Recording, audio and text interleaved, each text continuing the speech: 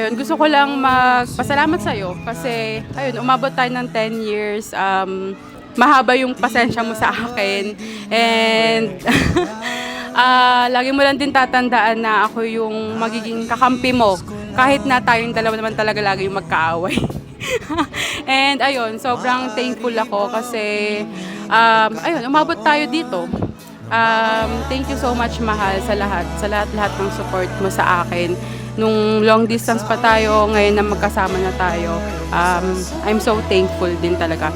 Though very unexpected naman din talaga yung love story natin. Kahit sino naman, kahit yung mga kaibigan ko, alam naman nila na hindi talaga expected na kami yung magkakatuluyan. Pero ito talaga yung pinlano ng Diyos. Kami yung tinadhana talaga. Kaya nagpapasalamat po ako kay Lord and of course sa'yo, mahal. Thank you so much sa lahat po. Mahal na mahal kita.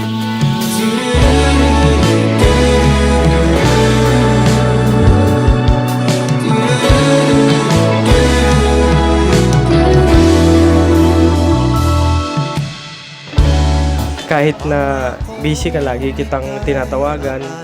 Hindi ako marunong kumanta, hindi ako magaling kumanta, hindi ako marunong maggitara. Pero nung panahon na nanligaw ako sa'yo, natuto ako maggitara at natuto ako magsulat ng kanta. Lumipas ang panahon, naging tayo. Alam mo naman, nagkalayo tayo ng 6 na taon kasi nagtrabaho ako sa ibang lugar. Pero pinanghawakan ko pa rin yung pangako ko sa'yo na magmula nung una pa lang na minahal kita. Dati pa man sinasabi ko sa'yo, mag-iingat ka palagi, ingatan mo yung sarili mo kasi papakasalan pa kita. At nagpapasalamat ako sa araw na to. Eto, dumating na yon. Yung dati kong sinasabi na ingat ka palagi kasi papakasalan pa kita. Pero ngayon, nagpapasalamat ako dahil asawa na kita ngayong gabing ito. I love you.